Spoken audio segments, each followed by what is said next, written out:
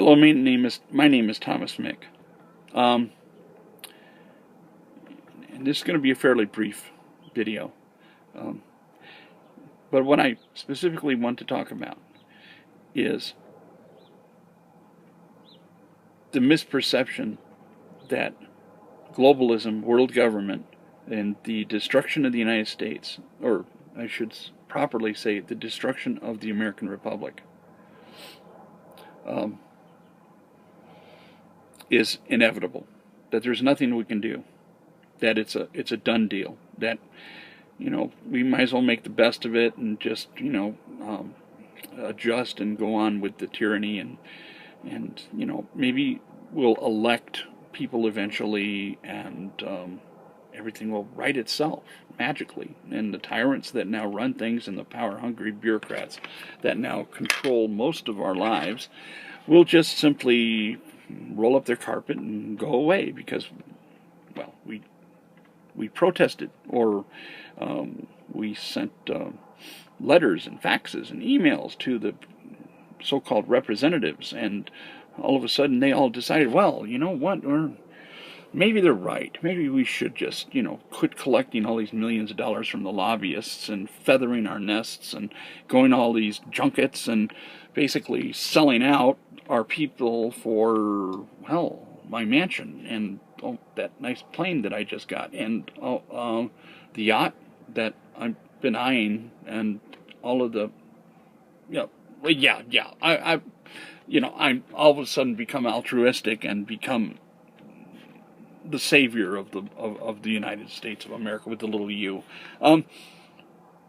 No, that ain't gonna happen. Never happened in history. Never will happen.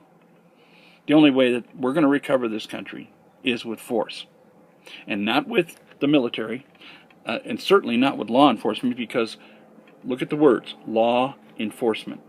Okay, law enforcement. Who passes the laws? The legislature.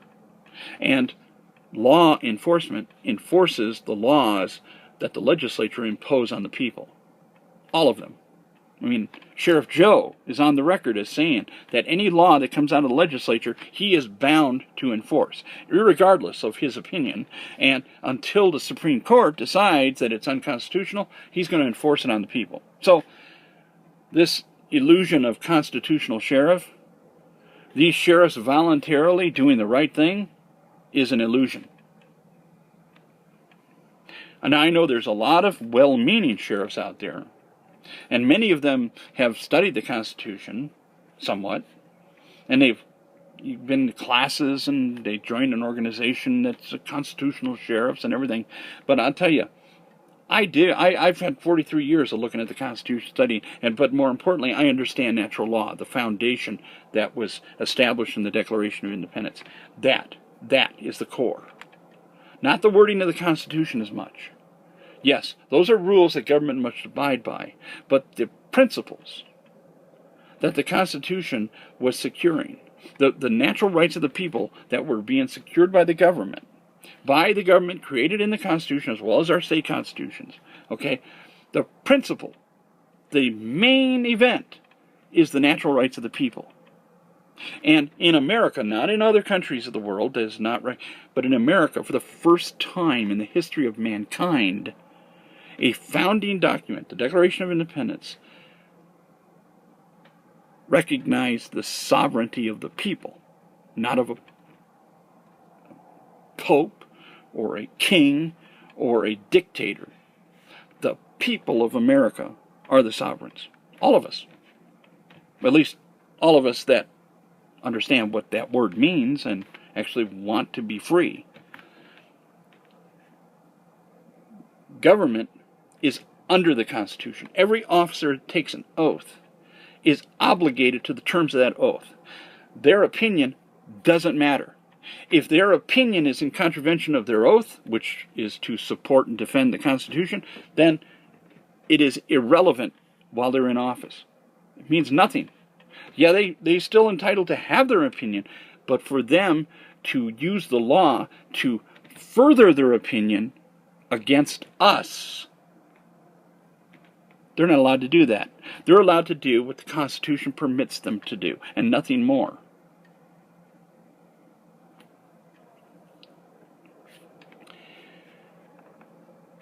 We, the people, not we, the citizens, we, the people, are the sovereigns of America.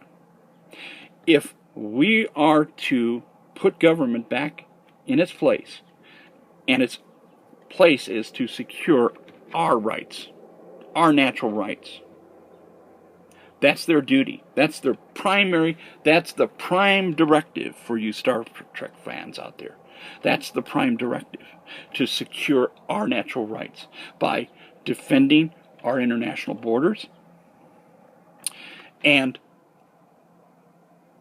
making sure that some other country out there doesn't take advantage of us in commerce with foreign nations, and to assure not that everything that crosses state borders is regulated by the government, but to assure that the states don't hinder commerce from one state to another. That's it. Okay? In other words, to keep New York from hindering Rhode Island from markets in New York, and vice versa. But as far as what gets transported between the countries, or between, well, actually they are countries. New York is a country, Rhode Island's a country. So as far as what commerce is going across those borders, the states themselves determine that. Okay, they determine that, and the people within those states. The only thing the federal government needs to do, if we had one, which I have asserted in previous videos that we don't since 1861, but let's just say, if we had the Constitution, the only thing that the Commerce Clause was about was to assure that the one state did not hinder the rights of the other state to come. The people need to be able to pass over those borders. They need to be able to do their commerce over those borders and transport goods and services over those borders without internal tariffs or other controls of those. That's why we became a republic, so that one of the countries cannot dominate over another country, creating conflict, which was about to happen during the Articles of Confederation. It was getting pretty nasty over there at that time, which is urged the convention to correct the Articles of Confederation so that these conflicts were better handled, because they weren't being handled very well under the Articles of Confederation. But the founders broke their mandate, went into secret session, and wrote a whole new constitution, not amending the articles as they were supposed to do. So, that history lesson aside, I want to get to my main point in this video. It is not hopeless. You hold the power, America. You do. We have almost 100 million men-at-arms in this country, with hundreds of millions of weapons and trillions of rounds of ammunition.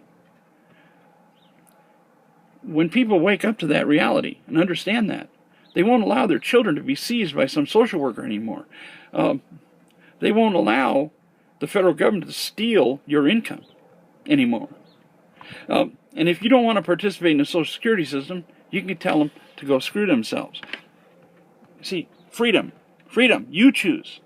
It's up to you. Since 1861, none of the amendments, in my opinion, no, I'll save that for another video.